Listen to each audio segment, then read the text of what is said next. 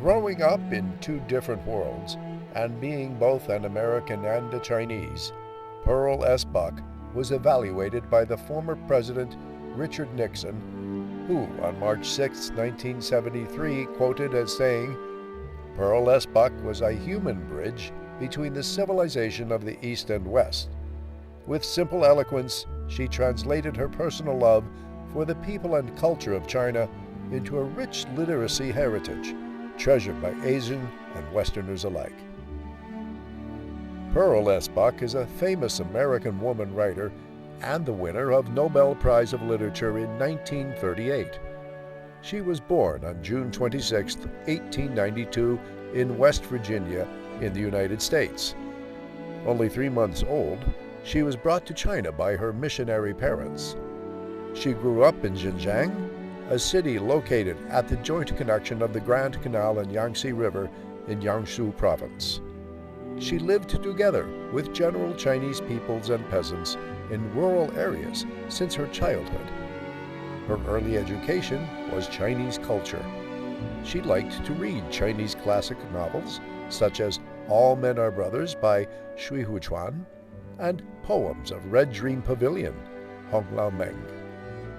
Edified and cultivated by Chinese classic culture and novels, Pearl S. Buck set her life roots with China and Chinese people. In 1921, she began to write her first novel, biographical fiction of her mother.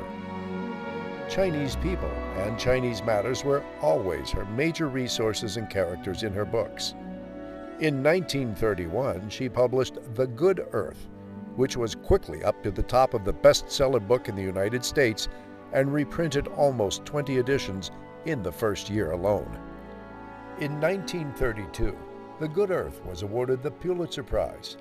Not long after, MGM Film Company produced the cinema version, which attracted an audience of Americans and Europeans of millions in 1937.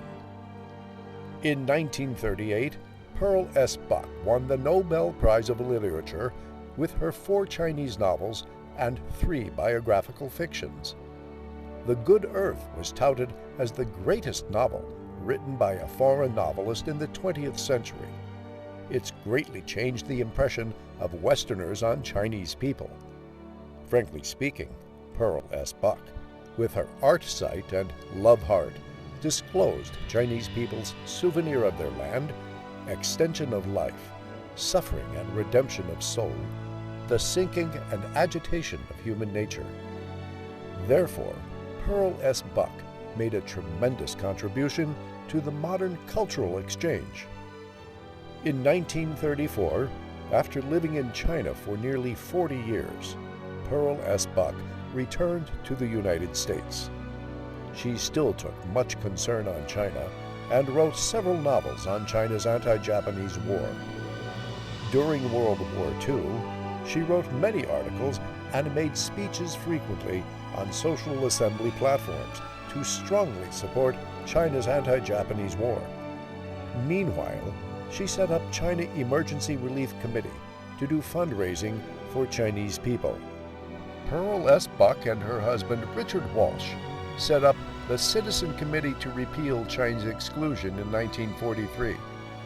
For the act of repealing the Chinese Exclusion Act, which was made in 1882 and deemed very unfair and racially discriminant to Chinese immigrants. The movement was greatly supported by American people, Congress, and the federal government of the United States. As a result, the law was abolished by United States Congress in October of 1943.